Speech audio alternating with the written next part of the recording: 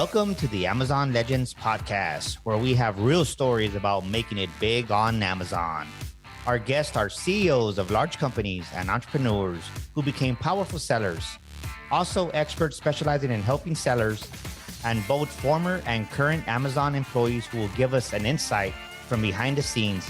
Here's your host, Nick Urison.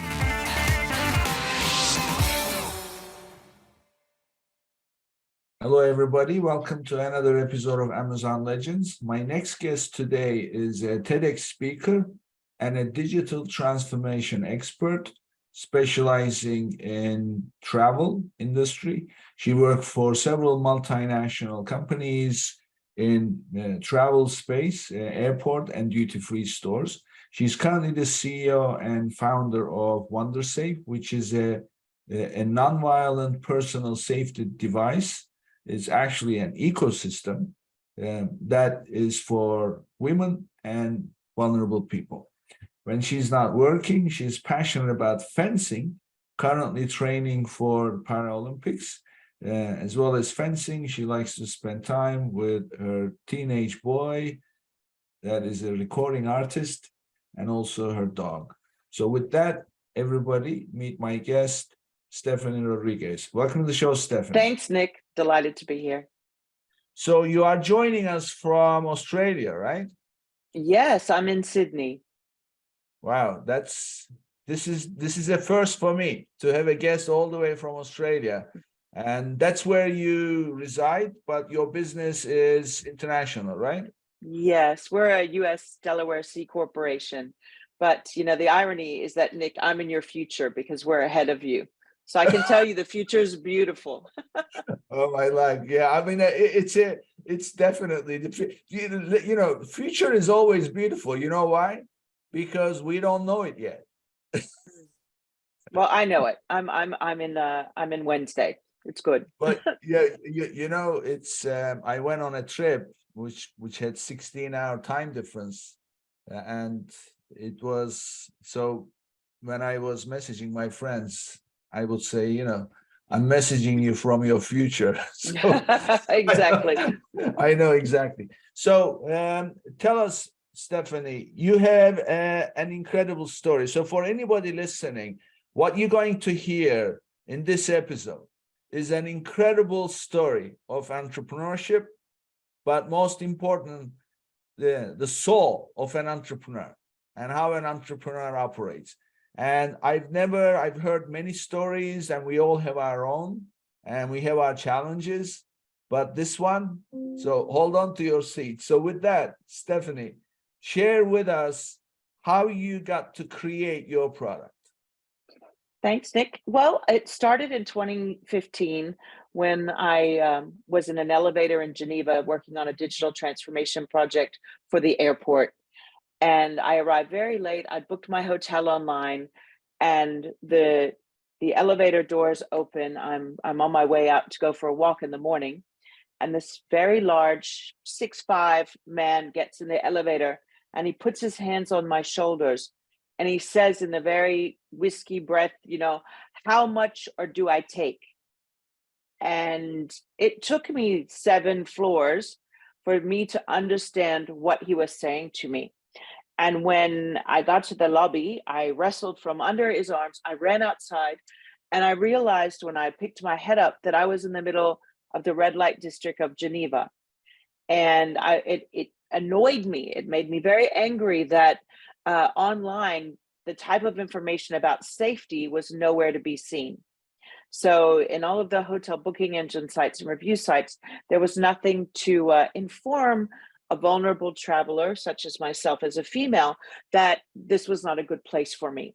And that was the genesis. I also had been to Kenya and seen young ladies with their heads shaved, walking to school, and their parents dressed them like this so that they wouldn't be raped, because if they got raped, I'd probably get HIV and pregnant. So, in needing to create safer tools for women and vulnerable people to navigate, these two were the kind of the genesis. And in 2016, I pivoted from my consultancy and began to develop WanderSafe. So first of all, somebody tries to assault you, Mm. and this was all because of the travel arrangement business. And then during your travel in Kenya, you see the women who, and then you decide, well, there has to be a way to protect, somehow. Fix this. That's Yeah. that's the idea. Now, how did that become a business? What was it that finally, because in working for multinational companies, especially travel, it's for a lot of people, it's a dream life. You're traveling around the world, and then you are staying in hotels, not necessarily, hopefully, in Yeah. the district, Better but hotels. yeah, and you are getting paid handsomely, and because also you are constantly on the road, you don't really get to spend your money so much, so you end up, I guess, saving. So Exactly. how do you go from that to saying, okay, I'm now doing this? What was the catalyst? It was a promise I made to these young ladies in Kenya that I would develop a solution for them. And having a background in digital transformation and me understanding how ecosystems work in a business, um, I spoke with a retired CIA safety expert named Thomas Pecora. He was in the CIA for 27 years. And I asked him, like, what did the CIA teach about safety? Because that's really the problem that my business is solving, is how to navigate safer and be better prepared. And Thomas said to me, Steph, safety, as we teach in the CIA, comes down to three things: information, environmental awareness, and equipment. And when he said equipment, I leant in and I said, tell me about equipment. Is that like tasers and things? He said, no. Before we teach weapons training in the CIA, we first understand that bad things happen in the dark. So, if you have a flashlight at the ready, then you are better prepared. If you can distract someone and, take their mind off of their intention, i.e. a strobe light, then you can buy yourself some time. If you can call for help, so if there's a siren or a bell or alarm of some sort, you can attract attention or scare something off. But if you have a means to ask for help quickly, i.e. a Bluetooth button that works with an app, then you are 87% less likely that someone will put their hands on you. And it was that information that became the basic premise for WanderSafe, my business now.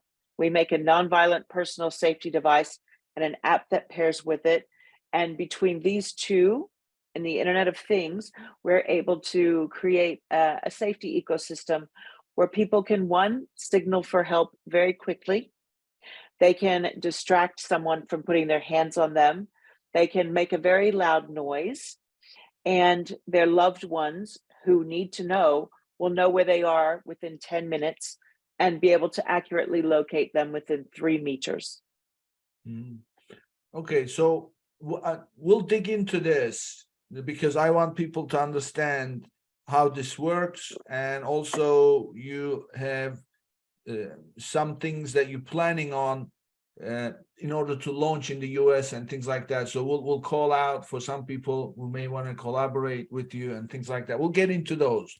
But I want you to tell me, so from the moment that you decided, okay, this is what the product is going to look like, these are the components, tell me your story, because that I almost fell off my chair when you told me the whole story about how everything you went through. So walk me through, and then I want listeners to hear. That's the part Sure. that really inspired me, and I want everybody to hear it. Sure. Well, we started building our products after being in a Silicon Valley boot camp, if you would, for female founders. I raised about 1.5 million in venture funding for R&D to be able to develop a prototype. I got samples. I played around with electronics. I'm not an engineer, so I disclose I had no basic understanding of electronics at all, but I knew what I wanted, and I drew this design, and I went through this process.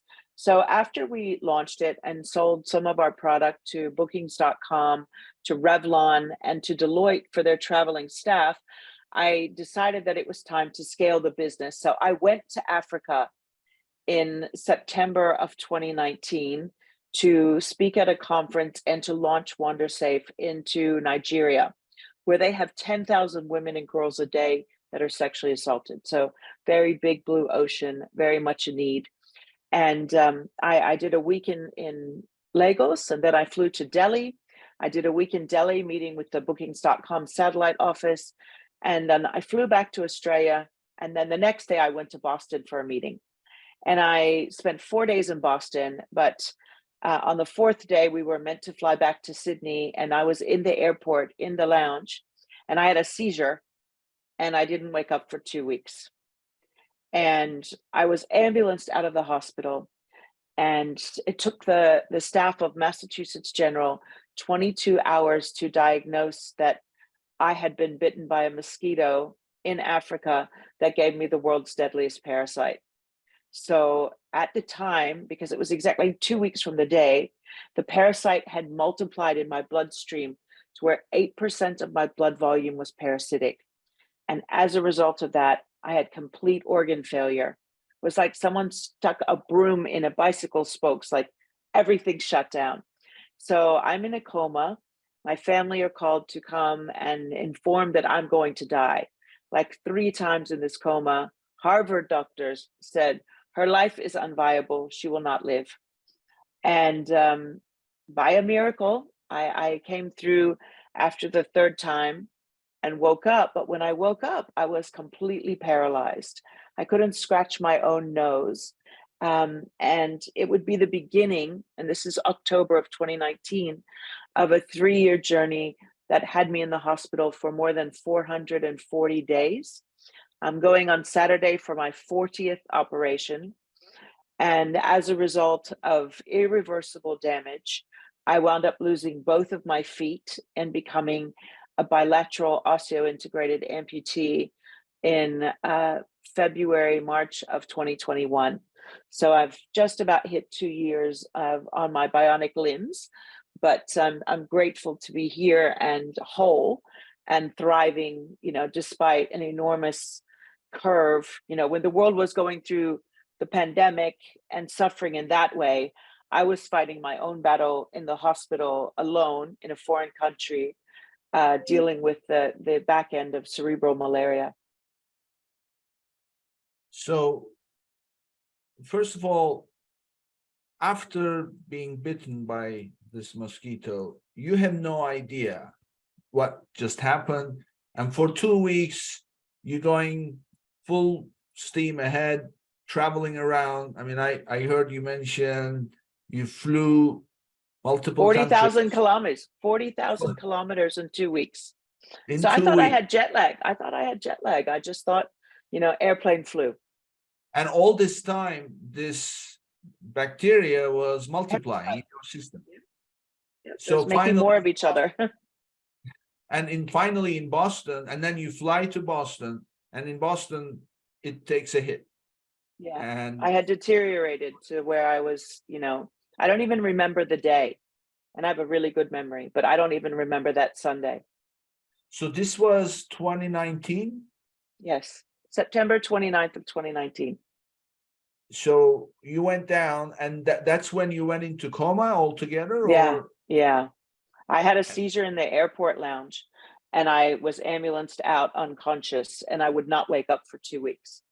2 weeks. So 2 weeks later, you wake up. You are in a hospital in Boston still. Yep. And tell us about you are not.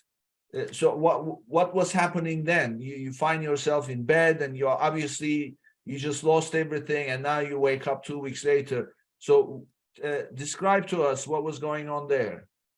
Well, when I woke up, I remember my business partner, Fiona. She had flown to Boston from Canberra, Australia. And I remember her voice in the coma speaking to me, explaining that I had cerebral malaria. I was very sick, but I was surrounded by people who loved me, and I was going to be okay. So I'd heard that. But when I woke up, I couldn't move, I thought that someone had put a lead sheet over me, because it didn't dawn on me that I was the one that was unable to move. I thought I was being restrained in some kind of way. for whatever reason. So it was a very confusing time. But, I was there, like lying there going, okay, hands move, and my hands wouldn't move. And my nose itched because there was tape on it. And I was so frustrated. And I had a tube down my throat, so I couldn't say anything. So one, there's no buzzer to press to call the nurse. I can only move my eyes, and no one knows I'm awake. So I sat there for almost 24 hours, the first 24 hours, watching the hands of the clock go around, Could you unable talk? to move. I had a tube down my throat. Well, you couldn't talk either. No. So it was, a very odd experience, if you would. But, in waking up, my family were near my bed. They all looked very surprised and sad. Like there were a lot of tears. And I would later learn that the tears were one of joy and gratitude that I lived, but also incredible fear, because no one knew the extent of the damages or what that would mean for my life moving forward. Going from being an active CEO and a single mom to a teenager and all of these things that I was, it was a grinding halt to my life just stopping. And my family were like, I don't know how she's going to deal with this. So I saw fear in their eyes as well as joy, when I woke up from the coma. So you wake up 2 weeks later, you are out of coma, except that you are paralyzed, you can't talk, you can't do anything, and you are in bed, and you are in Boston. And I'm in Boston, and my feet were in bandages and my hand was bandaged. So, I had this incredible pain.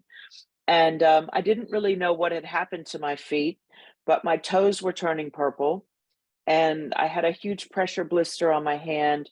My fingertips were turning black, and no one could really explain to me what had happened, and no one could tell me what was going to happen either. So my feet are severely painful. My toes are turning purple. I can see them sticking out of bandages, purple.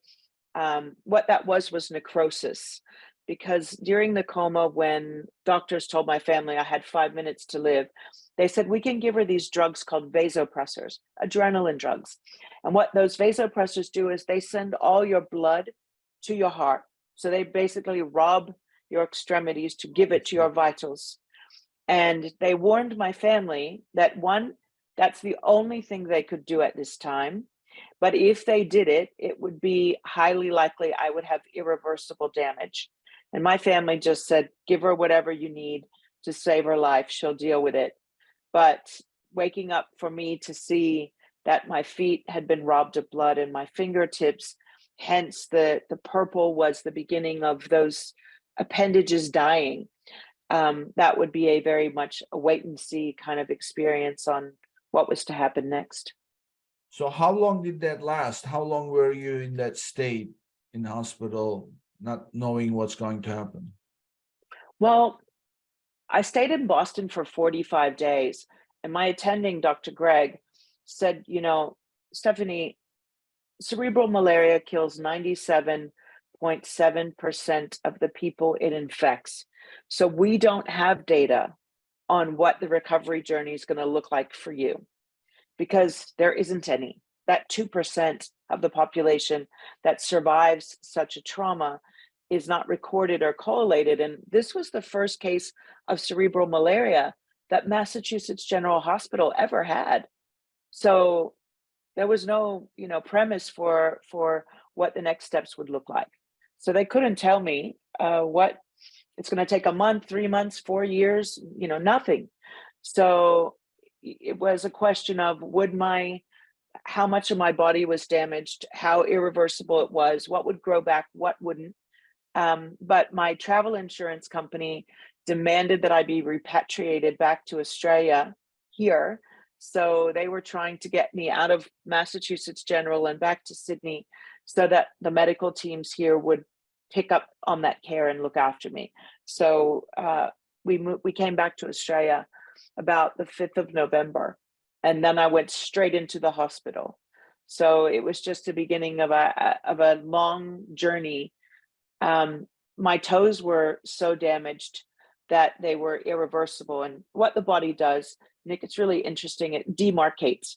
So it separates the dead thing from the live thing. So you could see how the tips of my fingers were, the dead bits were separating and coming away from the healthy tissue.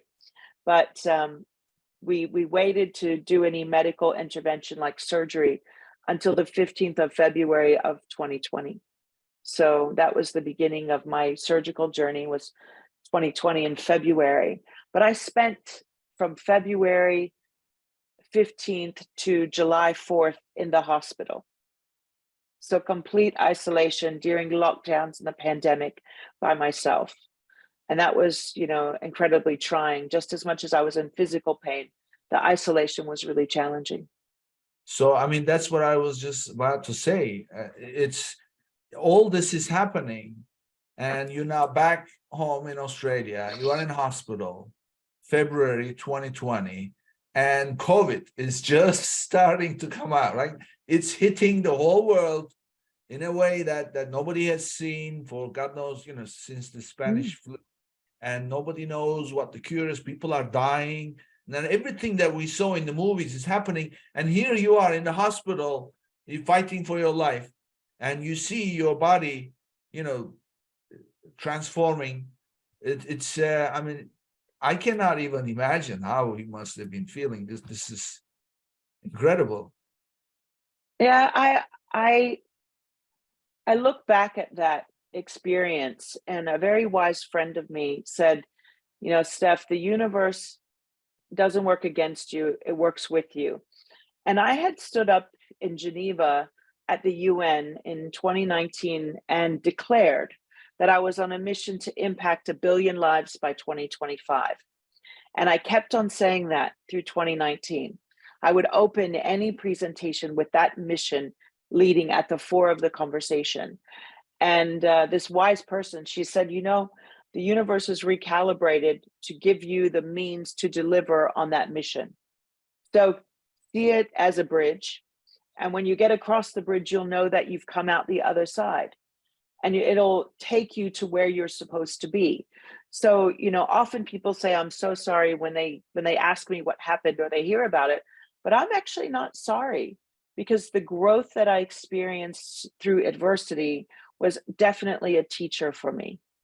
And to learn how strong I was, and to learn patience in a new way, and, to focus on things outside of my own bubble of pain were really, quintessential themes throughout this entire journey.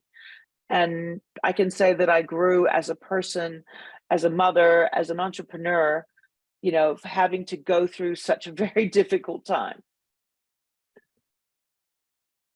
I mean, your story as far as what you went through, we're gonna get to how you come out the other end in a minute. But what I am dying to know is, so you from February to July, you go through the surgery and you lose your feet in the process. No, first I lost my toes and my heels.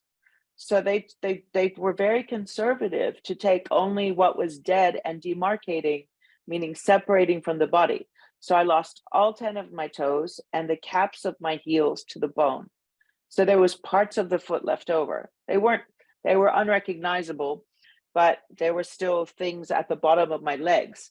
But we did skin grafts, we did stem cells, we did hyperbaric treatments, and my heels just would not grow back. The skin wouldn't cover it.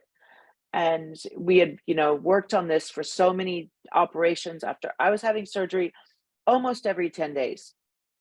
So we, it's like, keep at it, try our hardest. There's no time to recover from one surgery, and now you're going into another. Yeah. And that's why they kept me in the hospital for so long, was to be able to make sure that I was, not at risk for an infection or going to do something on them that I shouldn't. So that's, kind of the reason for the extreme hospitalization. But as I said, more than 440 nights, that's extreme hospitalization. Oh yeah. More than a year. So in July, what happened in July? Is it from February to July? They let me come home because they wanted to, give me time. So I would have a nurse come in to see me every day. But then I went back in August and back in September and back again. But that period of February to July was one chunk of solid time. But then there were more 2 weeks here, 3 weeks here, go home for 2 weeks, come back. And it was a little less segregated in the treatment. But ultimately, as we got through, when we got to February of 2021, so it'd been a year since I lost my toes and my heels. I was in a wheelchair for 2 years. So we got to this point in treatment that there just was no hope.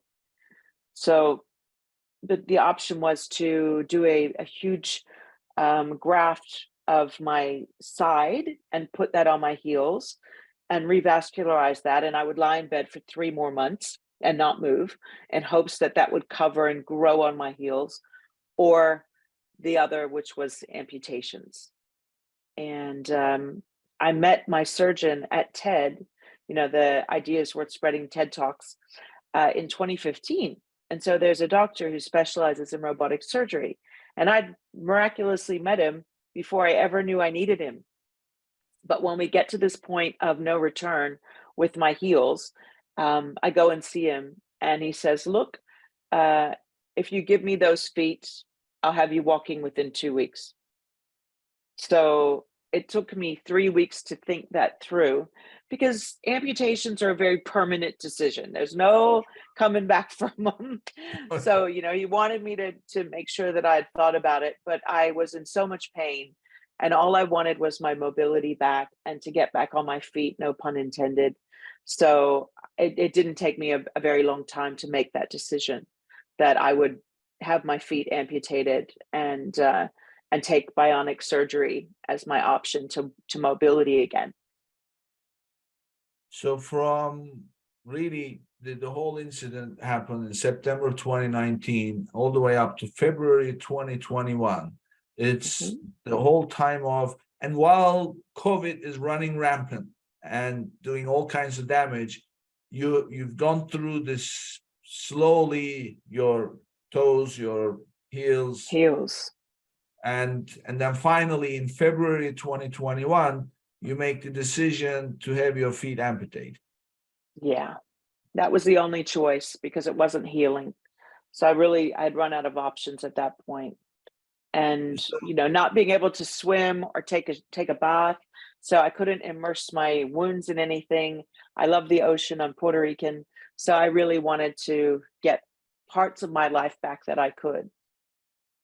So you make the decision to have to you become a bionic woman. Really. I have, indeed, I have. Well, I've never had a bionic woman as my guest, so this is another first. So joking aside, so how long did that take? Did he really get you on your feet in 2 weeks? Yes. And if you look at my Instagram, which is Digital Goddess on Instagram, that I document the journey, but you can see me in a hoist, standing on parallel bars, standing and putting weight through my stomas, which are poles that go to my knee. And then, my first steps walking, it took 8 weeks of medical rehab to get me fit and strong enough to stand, because I'd been in a wheelchair and not upstanding for 2 years. So the muscles kind of deteriorate. But he was correct. I was upstanding and putting weight through my stomas. And I got my first pair of prosthetics not very long after. So when is it that you finally recovered as much as you could from something like this, where you are functioning daily, attending to your needs and thinking business? So when was that? Well, we're always going to be a work in progress, Nick. Like, as I said, I'm having my 40th surgery on Saturday. I needed a full hip replacement in August of last year, and I'll get the other one done this year.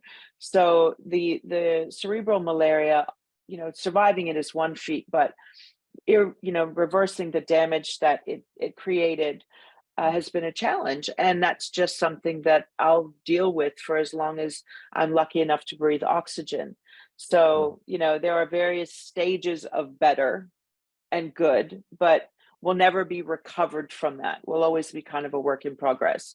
But it was last year that I could start thinking about the future, because when I was in treatment for the first 2 years, the only thing I could think of was getting through the end of the day. Like, God, just help me get to the end of today. I couldn't think about next week. There was no future. It was like just spend minute by minute by minute and hang on, because the pain was excruciating, the discomfort, the inconvenience, being in a wheelchair. It was pretty miserable. But I returned back to Africa in March of last year and gave a TED Talk in South Africa, which I was very pleased to be able to do. Resumed some of my travel. I've been speaking at conferences and things about WanderSafe and about resilience. So I think 2022 was probably where we started to turn the corner on stability. Yeah. So you had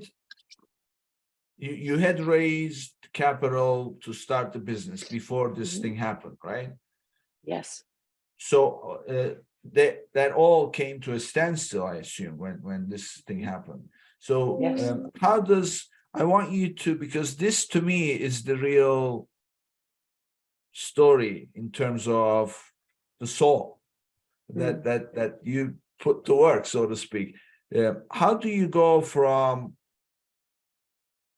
having so many surgeries and almost losing your life, and this doesn't matter how strong you are, we are human beings, it affects us. So how do you go from that to the fight, get into this fighting mode to build the business, pick it back up again, and then start building it? Did you have a team, or tell us about that transformation from saying, okay, now I'm gonna do it? How did that feel? What did you go through? Sure. Well, my co-founder, who is my technical co-founder, his name is Paulo. And Paulo, stood by and updated our software every time the phones would update, because we make an app, we have to update our technology in the app, etc. So we pulled our stock out of duty free right before the pandemic. So we got all of our beacons back and put them in our warehouse when I got sick. My investors, for the most part, have been very patient, because truth be told, I was injured on the job. So, being a startup with no workers' comp, no director's insurance, there was no one to sue. You can't sue a mosquito.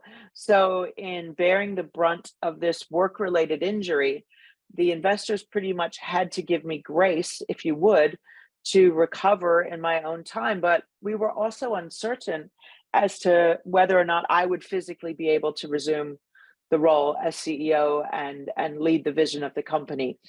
In the interim of me getting better, my co-founder developed palate cancer, and he underwent treatment for palate cancer at the end of 2021, beginning of 2022. So it's kind of, we both had our moments of, grace with each other, to be patient and to give each other time to do what needs to be done. But as far as re-entering back into the ring, if you would, I believe that my life was spared for a reason, and I have to do all I can to deliver on that promise of 1 billion lives impacted by 2025 in gratitude for my life being spared. Well, I mean, that promise you made sounds like that's what kept you going. It is indeed, I mean, it's such a miracle. I don't have any tattoos, and I make this joke all the time, but if I were to get one, it would be the number 2 and the percent sign, because I remember every day in gratitude how lucky I am that I'm one of the 2% that's actually survived cerebral malaria and lived to tell that story. And the world didn't get any better with in relationship to domestic and sexual violence during the pandemic. In fact, domestic violence numbers rose significantly to what is now referred to as the shadow pandemic. So, in looking at how much worse a social problem got exacerbated because people were locked up with their oppressor, there was additional stress on the homes for lack of money and opportunity, and the increased workload of women. So it's now more than ever is what we do necessary and important.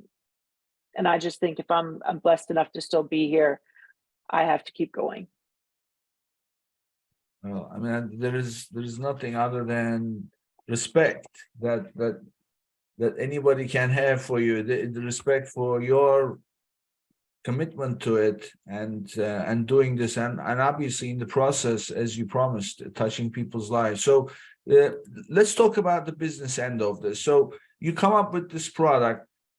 Tell us about your strategy for distribution. So how did you, because a lot of the times that's part of the challenge. People don't know. They have a great idea, it's a product, but they don't know really how to sell. So give us your thoughts about how you decided to distribute your product. Well, I had an advantage having consulted to duty-free companies as a digital transformation expert. So not developing any products of my own, but advising them. It was just an obvious to launch our product where we knew the market and a lot about them.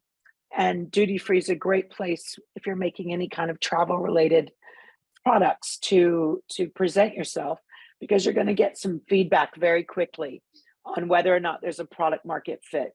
So we launched our product at the Duty Free Trade Show in Cannes in 2018, and we received our first order on the day to be sold in flight on Etihad Airways.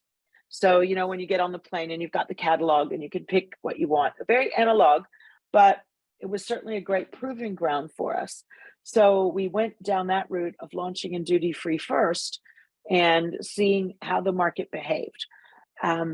We distributed our product to some stores in brick and mortar in airports, but then, as I said, we took our product out. We thought about going on Amazon. We attempted to go onto the Amazon platform, but we had some friction because I'm physically based in Australia and our company is based in the United States. And the IP address that I would log into had trouble with getting listed on Amazon because of the know your customer and the validation process. So at that point, it became too hard. And we just began to only sell our product on our website. But again, in the 3 years of my recovery, we didn't want to overpromise and underdeliver any more than we could. So we were very conservative and kind of held back from updating our product or releasing anything new whilst, I was pretty much in recovery. But we went and started in duty free. But we won awards. We won Best New Travel Accessory of 2019 in the industry based on the opinions of 5,000 shoppers. So we know our product does something really great. People love it. We have great reviews. And now it's just time for us to think about how we improve that product moving forward. So let's now talk about the product itself, because it's a significant item. It's not like something that somebody came up with an idea to use at home or in the kitchen or whatever. This is it impacts people's lives. So based on your conversation with the former CIA person, a strobe light is something that deters somebody. Yes. So your product has a strobe light, right, in it, built in. As a flashlight, a strobe light, 140 decibel siren, which is very loud, and a silent Bluetooth button that if someone presses the Bluetooth button 3 times, SOS, it opens up the app from a locked screen and starts sending text messages through the app to who you, the user, put in the app that you'd like to know. So it could be your parents, it could be your partner, it could be your boss, it could be your boyfriend, it could be anybody. So, looking at who would use our product and who it could be for remote workers. So Revlon bought our product for its traveling, training hairdressers in Latin America, who would go in after hours and teach color, in a strip mall, if you would, which could potentially be unsafe. So employers looking at duty of care would purchase our product. And, senior citizens who want to live independently, not in a nursing home, but if they have a problem, they want to signal their kids, mature kids want to tend to take care of their parents. We have parents buying it for their students, their college age students, especially study abroad. So we see different pockets of use cases based on how the product would be used. And I've seen it with great success meeting these people's needs. Well, I mean, this also, so when you activate this, all three go off at the same time, the siren, No. or you can choose. Yes.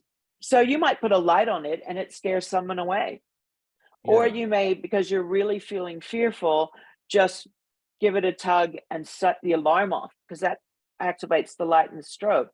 So you might just go straight for the loud alarm, and that typically will scare someone off. Most of these petty crimes like bag snatch, and they're not petty, but they're crimes of opportunity. So, rape is a crime of opportunity. Somebody was in the wrong place at the wrong time and looks like they could be a potential target. So in equipping someone with these tools at the ready, they understand how they work with gross motor skills, but it does create a success mindset. Mm-hmm. Well, I mean, so as far as the messaging, so I'm assuming that I heard you mention you have an app. So you have an app that you will download, install, and I'm assuming there's a configuration of it. So you decide who your contacts are that you want to message to, and then things like that. So that as soon as you activate it, bang, those people get the message. So this actually is, one of the things in 21st century is people are living longer, and a lot of those people living longer, they're living longer, but they're alone. They're divorced, single, whatever the case may be. So, and of course, at some point, as you get older, living alone, anything can happen. Sure. And those who've never been married, don't have kids, or anybody. So not necessarily there is an attack situation, but it's just somebody living alone. They can easily also use this. That's a whole different market. I just thought about that. I thought, so there are many ways to apply. Well, I mean, it's obviously there are products out there that I see on TV. I fell, I can't get up, please help. They're running those infomercials. In fact, one of those companies is someone that I know that runs. I'm in New York City. We see infomercials. It's a friend who started that company. Wow. So it helps seniors, and so this is it's a great product. So one more thing that I want to ask: this is universal, right? So you buy it anywhere. In addition to sending messages, it also shows your location, where you are, so they can find you. Yes. So talk to us about that. Talk to us about the technology behind that, how it can be universal. Sure. Well, we have users in 57 countries. And how it works, we have an API, and I don't want to get too geeky on this, but we have a plugin that gives a 3-word location that, if given to first responders, because if you've ever seen longitude and latitude, the numbers are like that long. It's 0.047. No. Well, no one can remember that.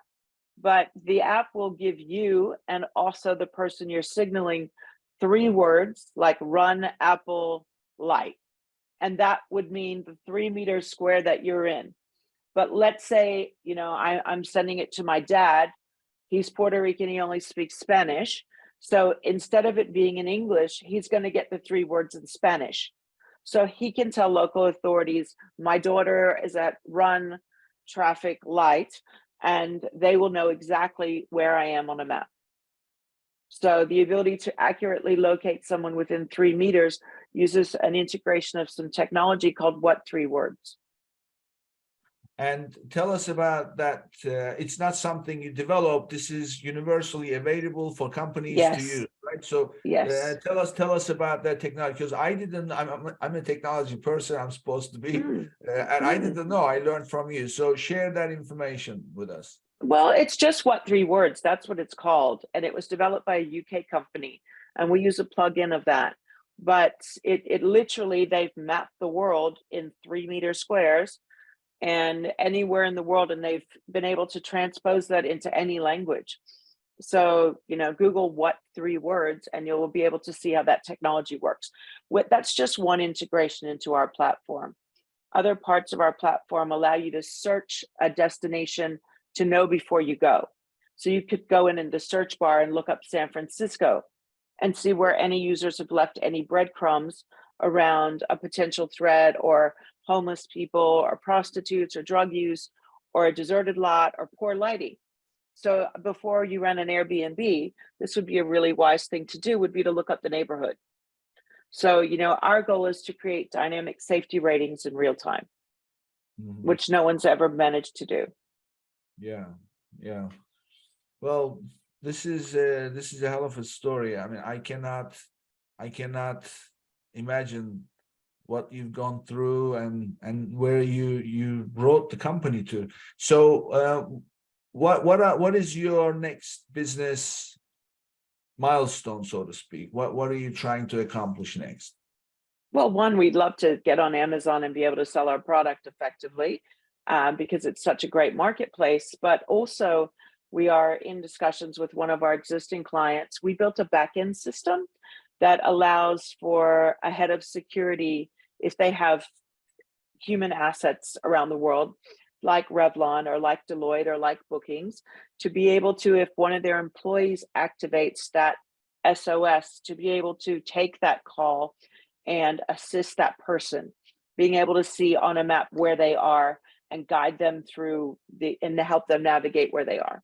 So we built this back-end platform, and we're piloting that with one of our enterprise customers. So moving into that software as a service space, in addition to our commercial sales and consumer sales of our beacons. Well, anybody listening to the show, I'm sure they would want to reach out, and then maybe there are opportunities for collaboration. So anybody listening, we'll have Stephenie's contact information, so reach out to her for sure. I want to go back to your promise you made to affect 1 billion lives by 2025. Tell us, where did that come from? What was the reason? Is it one thing that suddenly said to you, this is what I must do, or is it the combination of things kind of coming together? Well, I mean, I believe in setting big goals. If you set small goals, you're going to achieve small things. So in looking at impact and looking and basing things on impact, it's not that I want 1 billion downloads of my app. No. When we talk about lives impacted, for every person that goes to work, school, worship, sport unhindered, there's a positive impact in a community. The same way that if someone is assaulted, there's the cost to the community, to the taxpayer, for the rehabilitation of that person, lost wages at work, to prosecute the offender, all of these things. So these incidents aren't free. And in fact, the UN Sustainable Development Goals underpin the means of ending gender-based violence. So if we're going to promote access to education, fair work for people, and creating a more livable planet, as part of the UN Sustainable Development Goals, if we don't address the safety problem, then we're not going to achieve these things. And of the 17 SDGs, the one about ending gender-based violence is the one that requires no infrastructure. It's of zero cost to the population to decide that enough is enough. Yeah, I mean, it's true. Without safety and security, nothing else matters, right? I mean, that's the anything that you want to do in your life.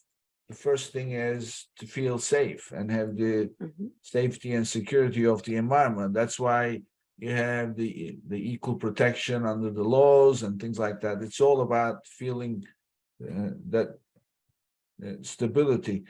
So I want to dig a little bit more in terms of setting big goals. Why do you feel that you need to set big goals? Because it's not everybody does that, you know. Where do you think that came from? I don't know, to be quite honest. I've just been an overachiever and one to, not be afraid to take risks and to attack big problems. And it's just in my DNA. It's how I'm wired. But in deciding that, in order to make an impact, and I there's an interview of me online, and I said to the TV host, I was on TV, my two things I wanted, one was to give a TED talk, and the other one was to win a Nobel Peace Prize for addressing the problem of violence against women and bringing a solution forward for that. And that's what I was working on. So I articulated these things to manifest them, because even if it's 5 million or 20 million or 500 million, it's still a good number for everyone that we impact. There's no Kidding. failure in that. One person is enough Mhm. already, and you're going for 1 billion. I mean, that's it. That's it. So, is everybody in your family a overachiever like this growing up? Do you have any siblings? I have half brothers and sisters, but no, I think I'm very unique in my DNA. I'm the only one of my kind. So I'm a love child from the 60s. So yeah, I'm the only one of my kind. But I think, I don't know. I think it's just what I was meant to do. So, growing up, probably some things you've seen, experienced growing up pushed you that way. Well, I mean, I grew up in a home environment that wasn't very safe. And a lot of the work that I do in understanding my why is a direct reflection of wanting to right some of the wrongs that I experienced in my own childhood and subsequently in life. Okay, so now we're talking. So I can see, because I had a guest, Stephanie. This is a gentleman who's an Amazon seller. But I always, at the end of every episode, I always like to get to know the person, because it's what drives us, is what makes us, Mm, right? So that's, if anybody listening, if they can figure out what is driving them, in the end, they can figure mm, out where it will drive them too. So sure. so he said he's an 8-figure Amazon seller. He sells not Wow. only through Amazon, all over, different channels. And he said that growing up, he was always told he was not good for anything. Mm, And his father always discouraged, and so, but he was naturally good at things, so mm. he would succeed. So he says that this is actually, in the episode, he purposely bankrupted his company just to prove, just to prove that he was not good at it. And only then, once he ended up in debt, he realized, no, now that's it. I'm done. I hit the Mm, bottom, and I need to now do it. So now he's very successful. But it's all about, the upbringing. And mm. what I'm hearing from you is your focus on safety is coming from those, which only makes sense. So this was great, Stephanie. I can't find the right words to describe what you went through, nor I can even imagine. So it's a hell of a story, and my hat is off to you for everything you've done, not from business, but as from personal standpoint. Share your contact information with us. We'll put that on the episode with the whole episode information, but share with us, how can people reach you? If they are interested in WanderSafe, they can go to www .wandersafe, like to get lost, to wander, not wonder, wandersafe.com. But my personal Instagram and Twitter and everything is at Digital Goddess with 1D. So I'm available, and I, post about my journey. As you mentioned earlier, I'm training for the Paralympics 2024 in wheelchair fencing. So I'm now a para athlete in training. And that's quite a lot of fun to witness as we move forward. And I'm on LinkedIn at Digital Goddess again. So I welcome collaboration. I'm grateful, Nick, for the chance to talk with you today and share my story. Oh, it's my privilege, and I love the conversation. And I'm sure you will hear from people, Stephenie. Thank you for being here. Thank you. And this brings us to the end of another episode, and I'll see you on the next one. Thank you for tuning in to today's episode. Be sure and subscribe, rate, and review our show. And be sure and share an episode with a friend. And thank you so much for being with us today. We'll see you next week here on Amazon Legends.